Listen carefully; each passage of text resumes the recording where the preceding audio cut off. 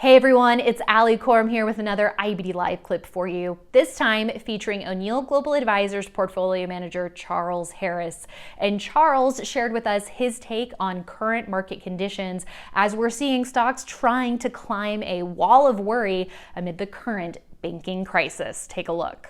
Now let's turn our attention to analyzing current market conditions. We'll first take a look at Thinkorswim from TD Ameritrade. I have the NASDAQ composite pulled up here, Charles.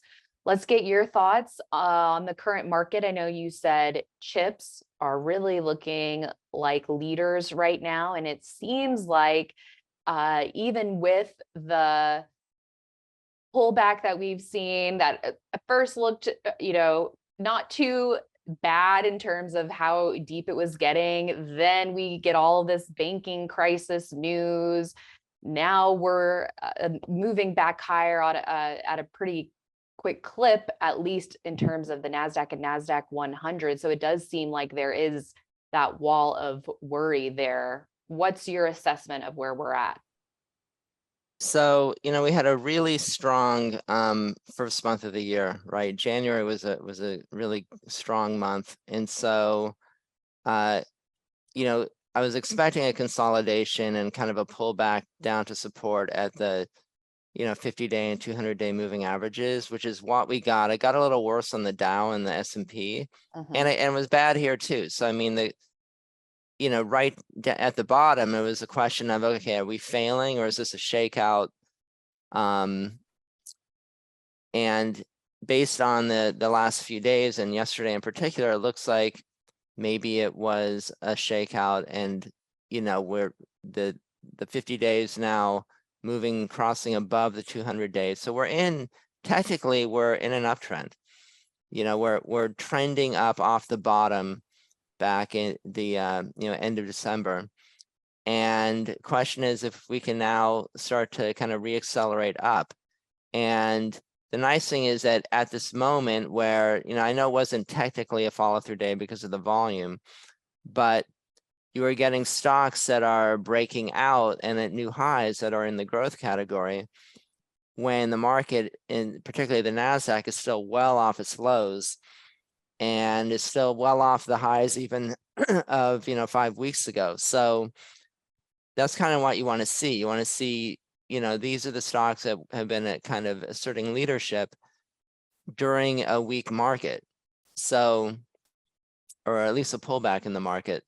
So I think that that's pretty bullish. And, if you go back to the summer when we were kind of bouncing off lows, there's nothing to buy back then. Remember, there was like 1 or 2 stocks. Now we have whole categories in growth, particularly semiconductors. So Avago's doing great.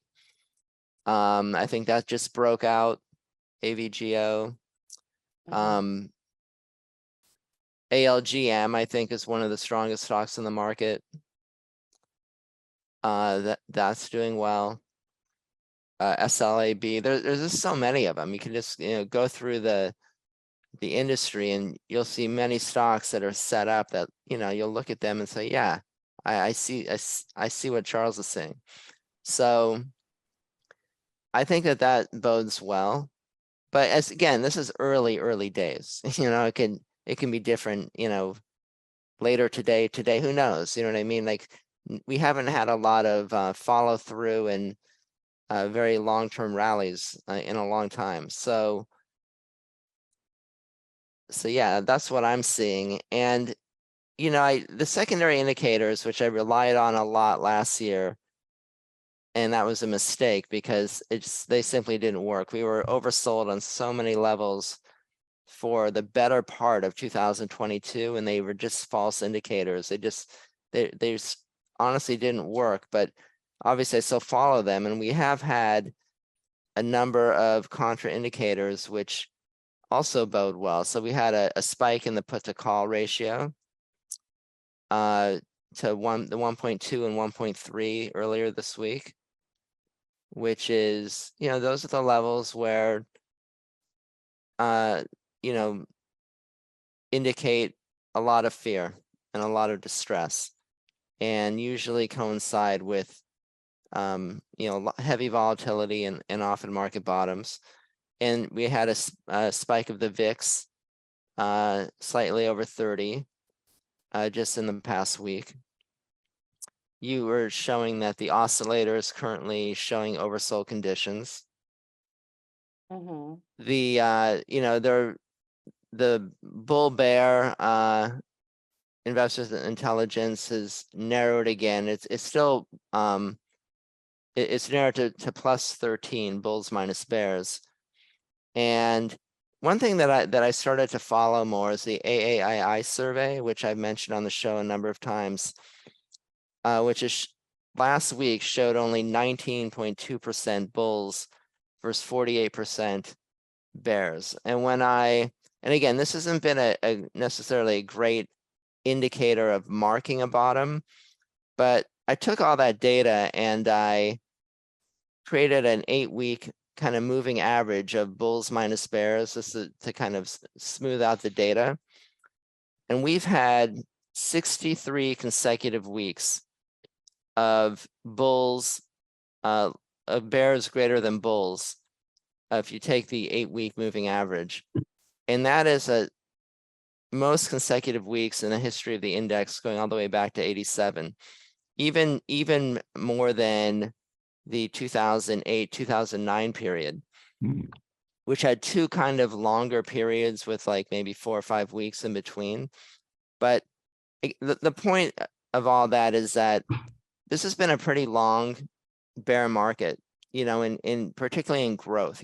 Growth, I would say speculative growth peaked February of 2021, and that's like the peak of the ARK fund, exactly what I would have pulled up. So that 2 years is a long time.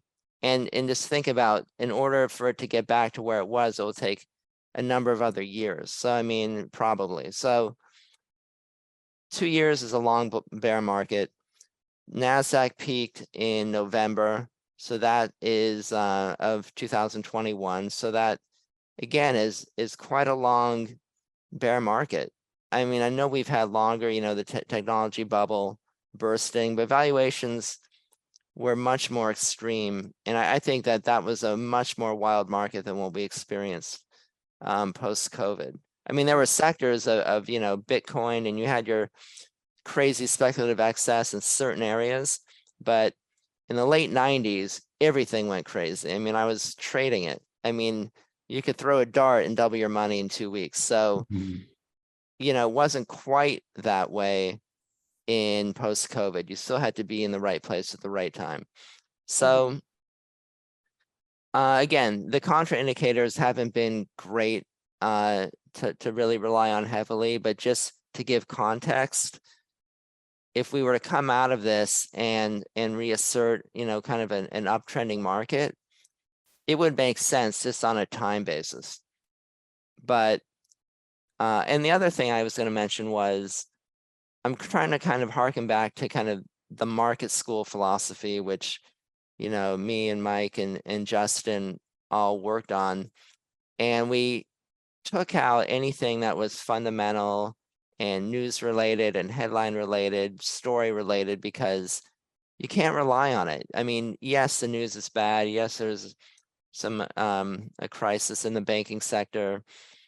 Yes, rates are high, and we're probably headed toward or in a recession, but those are also not very good indicators on what's going to happen to the market. So I'm just trying to let the market guide me. And what I'm seeing right now, again, is that the 50 days moving above the 200-day. We've had some heavy volume over the past 4 days, and I'm looking at some of the growth categories reasserting themselves, and a number of stocks at new highs. And that is, so the market is telling me that there's opportunity in spite of what the news is. So I'm trying to kind of be true to that. And because if you're waiting for the news to be great, you're going to be way too late. Doesn't mean that this isn't going to roll over in the next week or two, but you have to take a chance and you have to kind of do that early. You don't want to just wait around. So, Bill would say on a follow through day, you have to buy something. I know it wasn't quite a follow through, but it felt like one. So that's what I think. That is great. Thank you for sharing your thoughts, Charles.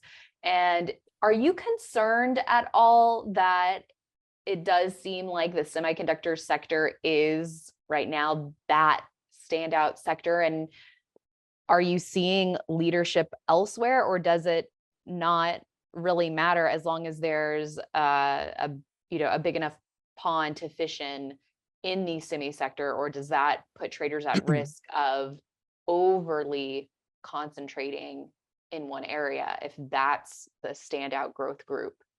Yeah, I would like to see it broaden out. And to be honest with you, I am overly concentrated in this sector. But there's some other sectors that, I actually have some exposure in housing as well. The semiconductor equipment group is number 6. So it's related, but it's a little bit, some of those stocks are building bases. So right, Lam Research, AMAT, ASML, ACLS, which is a stock I think you guys have been talking about on IBD Live, has been doing well. Medical products, it's number 38. LNTH just broke out yesterday. So there's there are things to buy. It doesn't have to be in semiconductors. I think that cybersecurity, which is group rank 109, but that's coming off much poor group ranks over the past 7 weeks. So Palo Alto, FT, NT, CrowdStrike is starting to come up, and start to build a kind of the right side, I think. There's a huge amount of overhead, but they had a really good report.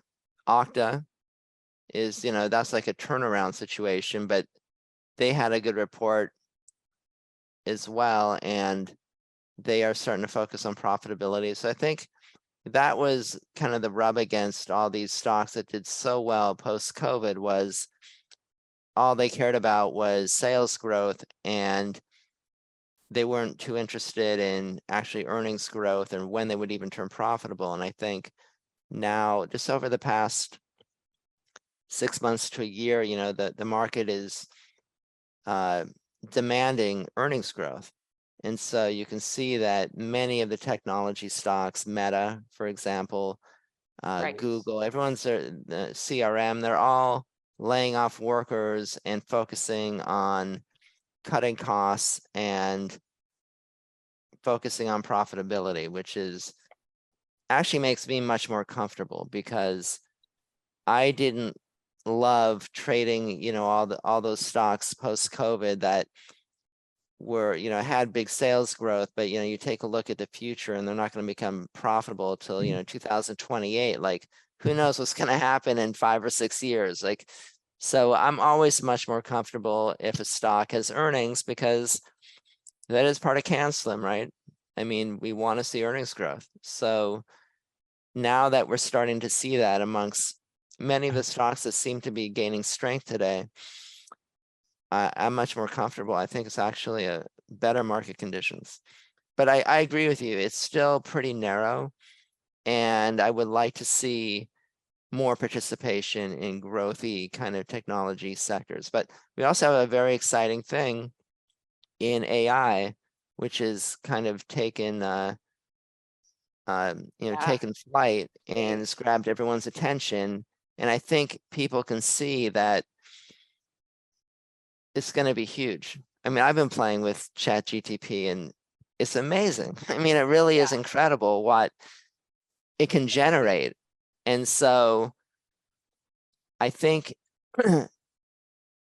I've mentioned this on the show just over the past year, that there's, I think, amazing innovations coming down the pike in AI and EVs and biotech.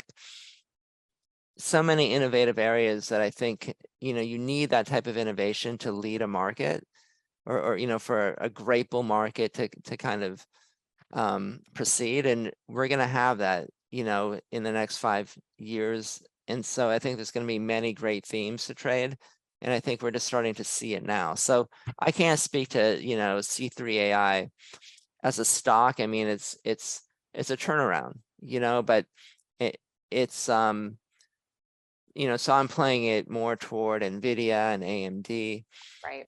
But there's going to be, Microsoft is going to benefit. I think all the, Google, I think all these companies that have a presence in AI, Tesla, has a big presence in AI. I think that is looking much healthier. And I think, after doubling off the bottom, this is a healthy consolidation. And I would expect it to continue to recover throughout the year. So, and yes, I still have a position in Tesla, a lot less than I had, but I still do. So yeah, I think that I would hope that this will broaden, but this is a great first start. You said at the beginning, the technical action on the index level and leading growth stocks, though, that's your primary guide. You're also looking at secondary indicators, but with a grain of salt. And if things do go against you, you're not going to be afraid to back off. Just because you're bullish and on margin right now doesn't mean that can't change quickly. Oh yeah. And like I said, I mean, I'm trading much faster now than I was. Like, I'm not looking at this very moment to buy and hold and, and think NVIDIA or AMD is going to be, triple from here over the next year, because there's going to be some pretty big pullbacks along the way. So, yeah, I mean, I think, again, this is I think it's okay to be invested here. I wouldn't recommend anyone be as aggressive like I've been. I mean, I'm kind of playing off, again, a strong start to the year, but I mean, I know that I have to be careful. And I think, yeah, it's true. We have the Fed meeting next week. We don't know what's happening. Is inflation going to continue to moderate? What's going to happen to the banking system? Are there going to be more failures? But who can really, again, who can tell what the market's going to do with all these headlines? I mean, if you're waiting for everything to be rosy, then you're really, I think, the market will be up probably for months before things sound rosy. I mean, markets turn typically when things don't feel good and you don't want to invest and you're afraid. So, and we've seen that happen so many times, even when the market turned in early 2009, it didn't feel good. No one believed it. I mean, everyone was afraid. But, it started a great bull market. So I'm not saying we're there, but we could be at the start of something. And even though, I think even looking at the Qs kind of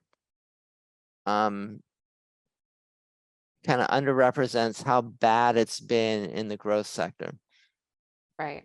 I mean, I think looking at the ARK funds or stocks that are, funds that are really more like that's really what's happened, because those are the stocks you're trading, right? These are the stocks, the Zooms and the Rokus and the Teslas, these are the stocks that we were making our money in post-COVID. And look what happened. So I think it's been quite a bad bear market. And I don't know if we're gonna, at the beginning of a bull yet, but I do think that when it finally does turn, there's gonna be amazing opportunities. And if the market is, again, like today's, started out pretty bad. So whenever the markets whatever's happening in the market on a day-to-day basis, you're always going to find the headlines to match the action. It doesn't go the other way around. You see the action, you say, okay, why are we down today? Why are we up today? And so you're always going to find, you know, reasons to not be in the market when the market on a bad day. So I'm just trying to take a little longer view and say, okay, do we have stocks, growth stocks that are percolating up, that are showing sound bases and have good prospects and have earnings? And for the first time in a while, we do. And are we holding it, you know, moving averages, and it's this trend that we've kind of shorter term trend, you know, in this pullback, can we come out of it, and are we still okay? And I think we're still okay. But on any day-to-day basis, anything can happen. So I mean, again, I think what I would say to people is, if you don't want to be invested, don't be invested. It's perfectly okay. We haven't had a follow-through day yet. If you see something that's that looks interesting to you, and you know the company, and you can build a little conviction, and it's giving you an outright buy signal, and it's at a low risk entry point, and it's not extended, take a small position. It's not going to kill you. But if you're like, well, I'm waiting for the follow through day, then that's even better. Wait for the follow through day. I hope you enjoyed that clip from IBD Live. Make sure you're watching each trading day. The first 90 minutes of trade, we have our daily morning live stream, so I hope to see you there.